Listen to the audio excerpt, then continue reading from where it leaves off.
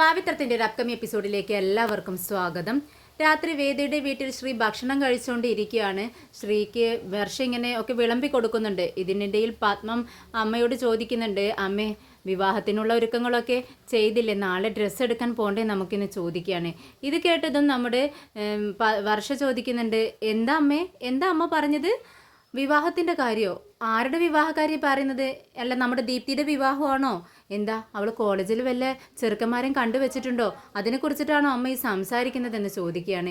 ഇത് കേട്ടതും പത്മം പറയുന്നുണ്ട്, ദേ നീ വല്ലതും പറയണ്ട കേട്ടോ, അവളിപ്പോൾ നന്നായി പഠിക്കുന്ന ടൈമാണ്, അവൾക്ക് അങ്ങനെ ഉള്ള കാര്യങ്ങളിലൊന്നും ഒരു ശ്രദ്ധയില്ല എന്ന് പറയുമ്പോൾ ശ്രീ പറയുന്നുണ്ട്, പിന്നെ ആരുടെ കാര്യമാണ് അമ്മേ നിങ്ങളീ പറയുന്നത്? ആരുടെ വിവാഹത്തെക്കുറിച്ചാണ് സംസാരിക്കുന്നതെന്ന് ചോദിക്കുകയാണ്. ഉടനെ പത്മം പറയുന്നുണ്ട്, അത് നമ്മുടെ വേദയുടെയും വിക്രമിൻ്റെയും വിവാഹം. ഇത് കേട്ടതും ശ്രീക്ക് ദേഷ്യം വരികയാണ്. അവരുടെ കാര്യത്തെക്കുറിച്ച് ഇവിടെ സംസാരിച്ച് പോകരുതെന്ന് നിങ്ങളോട് ഞാൻ പറഞ്ഞിട്ടില്ലേ?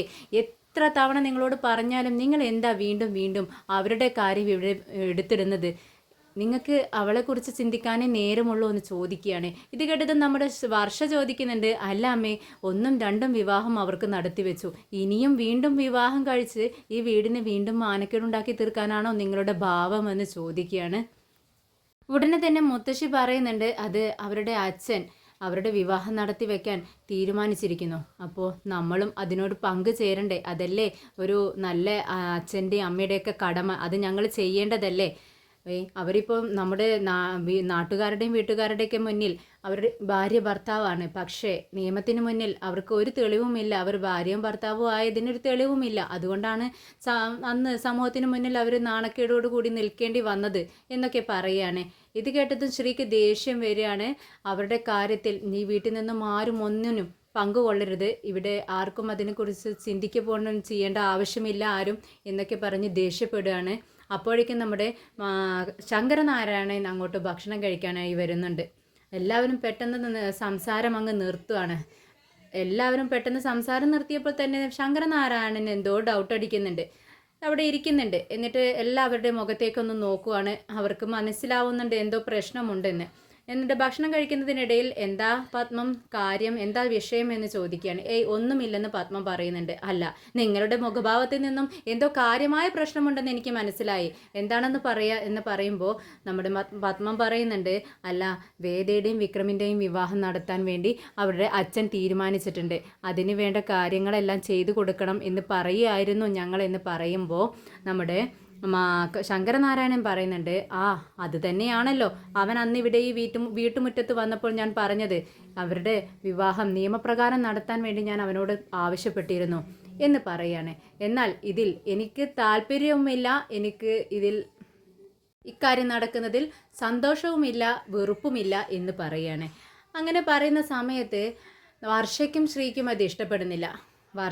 ശ്രീ പെട്ടെന്ന് അങ്ങ് പറയാണ്, അല്ല അച്ഛാ എന്ന് പറഞ്ഞ് അതിനൊരു ഇടങ്കോലിടാൻ വേണ്ടി ശ്രമിക്കുന്ന ഇടയിൽ നമ്മുടെ ശങ്കരനാരായണൻ പറയുന്നുണ്ട്, നിർത്ത്, ഇനി ഇതിനെക്കുറിച്ച് ഇവിടെ ഒരു സംസാരവുമില്ല. ശങ്കരനാരായണൻ്റെ വാക്കാണല്ലോ അന്ധശാസനം, അതുകൊണ്ട് നമ്മുടെ ശ്രീക്ക് സംസാരിക്കാൻ പറ്റുന്നില്ല. അവനക്ക് ദേഷ്യം വരികയാണ്. അച്ഛനും ഇതിനോട് അനുകൂലിക്കുകയാണല്ലോ എന്ന് ചിന്തിച്ചപ്പോൾ പെട്ടെന്ന് ദേഷ്യം വന്ന് എഴുന്നേറ്റ് പോയി പകുതി ഭക്ഷണം കഴിച്ചിട്ടുള്ളൂ, പകുതി കഴിക്കാണ്ട് പോയി കൈ കഴുകുകയാണ്. വർഷ പിറകെ ചെല്ലുന്നുണ്ട്, ചേട്ടാ കഴിക്കുക എന്ന് പറഞ്ഞുകൊണ്ട്. ശ്രീ നീ പോ എന്ന് പറഞ്ഞുകൊണ്ട് അവളെ തട്ടി മാറ്റിക്കൊണ്ട് മുകളിലേക്ക് കയറി പോവുകയാണ്. എന്നാൽ ശങ്കരനാരായണന് ഭാവവ്യത്യാസമൊന്നുമില്ല, ഇരുന്ന് ഭക്ഷണം കഴിക്കുന്നുണ്ട്. നമ്മുടെ പത്മയ്ക്കും അമ്മയ്ക്കും സന്തോഷമാവുകയാണ്. അങ്ങനെ ശ്രീജയും പത്മവും നമ്മുടെ നന്ദിനിയും കമലാമ്മയും ഒഴികെ ബാക്കി എല്ലാവരും ഡ്രസ്സ് എടുക്കാൻ വേണ്ടി ഷോപ്പിലേക്ക് പോകുന്നുണ്ട്. മാഷിൻ്റെ ഒരു ഫ്രണ്ടിൻ്റെ ഷോപ്പാണ്. മാഷിനെ കണ്ടതും ഭയങ്കര സ്വീകരണം. ഇരിക്ക്, താൻ എത്ര നാളായടോ കണ്ടിട്ട്, ഇങ്ങനെ ഫാമിലി കൊടുക്കണേ, ഇവരൊക്കെ കുട്ടികളായിരിക്കുന്ന സമയത്തെ മാത്രമേ താൻ ഇങ്ങനെ വന്ന് ഡ്രസ്സ് എടുത്തിട്ട് പോയിട്ടുള്ളൂ, നിങ്ങൾക്ക് എന്ത് വേണമെങ്കിലും എടുക്കാം, നിങ്ങളുടെ ഷോപ്പ് പോലെ തന്നെ കരുതാം എന്നൊക്കെ പറയാണ്. ഇത് കേട്ടതും നമ്മുടെ വിനയന് ഒരു ഇളക്കം. വിനയം പറയുന്നുണ്ട്, ഇങ്ങനെയായിരുന്നെങ്കിൽ നന്ദിനെ കൂടി കൂട്ടാമായിരുന്നു എത്ര രൂപയ്ക്ക് വേണമെങ്കിലും എടുത്തോളാനല്ലേ പറയുന്നത് എന്ന് പറയുമ്പോൾ നമ്മുടെ മാഷ് പറയുന്നുണ്ട്, ഡാ വിനയ, നീ എന്ത് വർത്തമാനമാടാ പറയുന്നത്? അവരുടെ മര്യാദയ്ക്ക് അങ്ങനെയൊക്കെ പറയുന്നെന്ന് വെച്ച് നമ്മൾ അങ്ങനെ എടുക്കാൻ പാടില്ല. നിങ്ങൾക്ക് ഞാനൊരു ബഡ്ജറ്റ് തന്നിട്ടുണ്ട്, അതിനുള്ളിൽ മാത്രം ഡ്രസ്സ് എടുക്കുക. ഇത് പറഞ്ഞിട്ടാണ് എല്ലാവരെയും അകത്തേക്ക് വിടുന്നത്. എല്ലാവരും അവരവരുടെ ഇഷ്ടത്തിനനുസരിച്ച് ഡ്രസ്സ് എടുത്തോളൂ, പക്ഷേ ഞാനൊരു ബഡ്ജറ്റ് പറഞ്ഞിട്ടുണ്ടല്ലോ, അതിനുള്ളിൽ മാത്രം, അത് ശ്രദ്ധിച്ചാൽ മതി എന്ന് പറയാണ്. അങ്ങനെ നിൽക്കുന്ന സമയത്ത് വിനയൻ ചോദിക്കുന്നുണ്ട്, അല്ല അച്ഛാ, ചെറുക്കന് ഡ്രസ്സ് എടുക്കണത് പെണ്ണിൻ്റെ ആൾക്കാരല്ലേ, നമ്മളല്ലല്ലോ എന്ന് ചോദിക്കുമ്പോൾ മാഷ് പറയുന്നുണ്ട്, ആ എടാ, ഈ വേദ എന്ന് പറയുന്നത് നിൻ്റെ ചേട്ടൻ അനിയൻ്റെ ഭാര്യയല്ലേ, അപ്പോൾ അവൾക്ക് ഡ്രസ്സ് എടുത്ത് കൊടുക്കുന്നതിനുള്ള ഉത്തരവാദിത്തം നിനക്കുമുണ്ട്, നീ അതങ്ങ് ചെയ്തേക്ക് എന്ന് പറയാണ്. അപ്പോൾ നമ്മുടെ വിനയന് മനസ്സിലായി, ഇതെല്ലാം തൻ്റെ തലയിൽ വീഴുമെന്ന്. അവൻ പതുക്കെ അങ്ങ് ഓരോ കാരണങ്ങൾ പറഞ്ഞ് അവിടെ നിന്ന് അങ്ങ് ഒഴിഞ്ഞു മാറുകയാണ്. അപ്പോഴേക്കുമാണ് ഞങ്ങളിവിടെ എത്തിയിട്ടുണ്ട്, ചെറുക്കന് ഡ്രസ്സ് എടുക്കേണ്ടത് ഞങ്ങളുടെ അവകാശമാണെന്നും പറഞ്ഞുകൊണ്ട് പത്മയും നമ്മുടെ മുത്തശ്ശിയും അങ്ങോട്ടേക്ക് വരികയാണ്. അവരെ കണ്ടതും വേദ അമ്മേ മുത്തശ്ശി എന്ന് പറഞ്ഞ് ഓടി ചെല്ലുവാണ്. വിനയൻ പറയുന്നുണ്ട്, തക്ക സമയത്ത് അവരുടെ എത്തിയല്ലോ എന്ന് പറഞ്ഞുകൊണ്ട് എല്ലാവർക്കും സന്തോഷമാവുകയാണ്.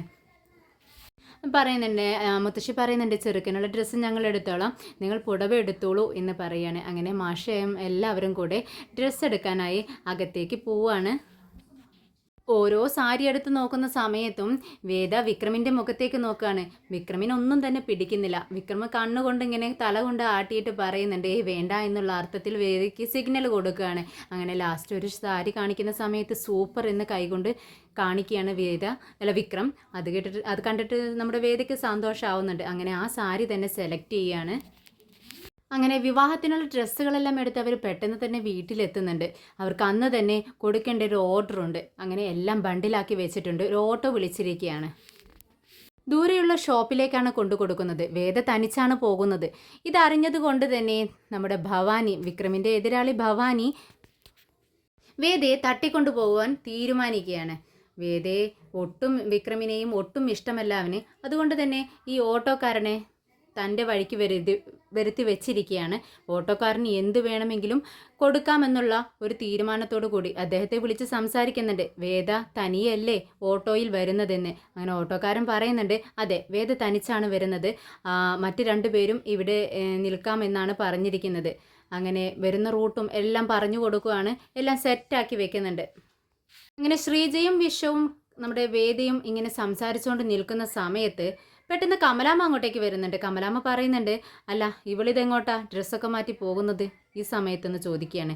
അപ്പം ശ്രീജ പറയുന്നുണ്ട്, അത് അമ്മേ, ദൂരെ ഒരു സ്ഥലത്ത് കുറച്ച് ഓർഡർ കൊടുക്കാനുണ്ട്, അത് ഇന്ന് തന്നെ കൊടുക്കണം, അതുകൊണ്ട് വേദ അങ്ങോട്ടേക്ക് പോവുകയാണ്. എനിക്കൊരു പേടിയുണ്ട്, വേദ തനിച്ചാണ് പോകുന്നത്, തനിച്ച് തിരികെ ഇങ്ങോട്ട് വരും വേണ്ടേ എന്നൊക്കെ, ഇങ്ങനെ നേരം വഴുകും എന്നൊക്കെ പറയുകയാണ്. ഇത് കേട്ടതും നമ്മുടെ കമലാമ്മ പറയുന്നുണ്ട്, ഈ സമയത്ത് പെൺകുട്ടികൾ പുറത്തു പോകാൻ പാടില്ല, വിവാഹ തീയതി നിശ്ചയിച്ചിരിക്കുകയാണ്, ഈ സമയം പുറത്തിറങ്ങി നടക്കുന്നത് നല്ലതല്ല, എന്തെങ്കിലും സംഭവിച്ചാലുണ്ടല്ലോ നിങ്ങളുടെ അച്ഛനെ ഞാൻ ശ്രദ്ധിച്ചില്ലെന്നും പറഞ്ഞ് എന്നെയാണ് കുറ്റം പറയുക, അതുകൊണ്ട് അവളെ ഇവിടെ നിന്ന് പുറത്തേക്ക് പറഞ്ഞയക്കേണ്ട, നീ പോയിക്കോ എന്ന് ശ്രീജയോട് പറയാണ്. ശ്രീജ ഉടനെ പറയുന്നുണ്ട്, അമ്മേ, എനിക്ക് സെയിൽസിനെ കുറിച്ചൊന്നും അത്ര അറിവില്ല, എനിക്ക് പറ്റത്തില്ല അമ്മേ, അതുകൊണ്ടാണ് വേദിയോട് പോകാൻ പറഞ്ഞത്. അതുടനെ തന്നെ നമ്മുടെ കമലാമ്മ പറയുന്നുണ്ട്, അതിനെന്താ, ഇവനെവിടെയല്ലേ തൂണ് പോലെ നിൽക്കുന്നത്, ഇവനക്ക് പ്രത്യേകിച്ച് പണിയൊന്നും ഇല്ലല്ലോ, എടാ വിശ്വ, നീ പോയിട്ട് വാ എന്ന് പറയാണ്. ഉടനെ തന്നെ വിശ്വം പറയുന്നുണ്ട്, ഈ ലേഡീസിൻ്റെയൊക്കെ സാധനങ്ങളാണ് ഇതിലുള്ളത്, ഈ ലേഡീസിൻ്റെ സെയിൽസൊക്കെ ഞാനാണോ ചെയ്യുന്നത്, അതൊക്കെ സ്ത്രീകളല്ലേ നോക്കേണ്ടതെന്ന് ചോദിക്കുമ്പോൾ കമലാമ്മ പറയുന്നുണ്ട്, എടാ നിനക്കെന്താ വിവരമില്ലേ, ഇക്കാലത്ത് സ്ത്രീ എന്നോ പുരുഷനെന്നോ ഒന്നുമില്ല, അവരുടെ ഡ്രസ്സൊന്നും വിവേചനമൊന്നുമില്ല, എല്ലാ ഡ്രസ്സുകളും സെയിൽസ് ചെയ്യുന്നത് പുരുഷന്മാരാണ്, നീ ഒന്ന് പുറത്തു പോയി ഷോപ്പിലൊക്കെ ഒന്ന് പോയി അന്വേഷിച്ച് നോക്ക്, നീ തന്നെ പോയാൽ മതി എന്ന് പറയാണ്. ഇത് കേട്ടതും വിശ്വ ഒന്ന് ആലോചിക്കുന്നുണ്ട്. എന്നിട്ട് സന്തോഷത്തോടെ വേദയോട് പറയുന്നുണ്ട്, ശരി വേദേ, അമ്മ പറഞ്ഞതിലും കാര്യമുണ്ട്, ഞാൻ പോയിട്ട് വരാം. അപ്പോൾ നമ്മുടെ വേദ ചോദിക്കുന്നുണ്ട്, ശരിയാ വിശ്വേട്ടാ, അമ്മ ഒരു കാര്യം പറഞ്ഞിട്ട് അത് അനുസരിക്കാതിരിക്കാൻ പറ്റത്തില്ല, ചേട്ടന് ബുദ്ധിമുട്ടാവുമോ എന്ന് ചോദിക്കുക. എനിക്ക് ഒരു ബുദ്ധിമുട്ടുമില്ല, ഇതൊക്കെ ഞാൻ പഠിച്ചിരിക്കാമല്ലോ, എൻ്റെ ഫസ്റ്റ് എക്സ്പീരിയൻസ് ആണിത്, എന്ന് പറയുമ്പോൾ വളരെ സന്തോഷത്തോടെ തന്നെയാണ് വിശ്വ ഇത് പറയുന്നത്. അങ്ങനെ എല്ലാ കാര്യങ്ങളും വേദ പറഞ്ഞു കൊടുക്കുകയാണ്. ഷോപ്പിൽ ചെന്ന് ചെയ്യേണ്ട കാര്യങ്ങളും ബില്ല് കൊടുക്കാനുള്ള കാര്യങ്ങളും എല്ലാം പറഞ്ഞ് സെറ്റാക്കി വെക്കുകയാണ്. പെട്ടെന്ന് തന്നെ ഓട്ടോയിൽ കയറുന്നുണ്ട് വിശ്വനെ ഓട്ടോയിൽ കയറുന്നത് കണ്ടതും ഡ്രൈവർ ചോദിക്കുന്നുണ്ട്, അല്ല നിങ്ങളാണോ വരുന്നത്? ആ അതെ ഞാനാണ്. അല്ല അപ്പോൾ നിങ്ങൾ മാത്രമേ വരുന്നുള്ളൂ എന്ന് ഓട്ടോക്കാരൻ വീണ്ടും ചോദിക്കുകയാണ്. അതേ എന്ന് വിശ്വവും പറയുന്നുണ്ട്. എന്താ കാര്യമെന്ന് ചോദിക്കുമ്പോൾ ഓട്ടോക്കാരൻ ഇങ്ങനെ ചിന്തിക്കുന്നുണ്ട്, അയ്യോ ഭവാനിയോട് ഞാൻ വിളിച്ചിട്ട് വേദയാണ് വരുന്നതെന്ന് പറഞ്ഞു കഴിഞ്ഞല്ലോ, ഇനിയിപ്പോൾ അവളല്ല വരുന്നത്, ഈ വിശ്വമാണ് വരുന്നതെന്ന് വിളിച്ച് പറയാനും പറ്റത്തില്ല, ഇനിയിപ്പോൾ എന്ത് ചെയ്യും എന്നിങ്ങനെ ചിന്തിച്ചുകൊണ്ടിരിക്കുകയാണ്. പെട്ടെന്ന് വിശ്വത്തിനോട് പറയുന്നുണ്ട്, ഏയ് ഒന്നുമില്ല, ഞാൻ ചോദിച്ചെന്നേ ഉള്ളൂ എന്ന് പറഞ്ഞുകൊണ്ട് പെട്ടെന്ന് ഓട്ടോ എടുക്കുകയാണ് അവിടെ നിന്നും.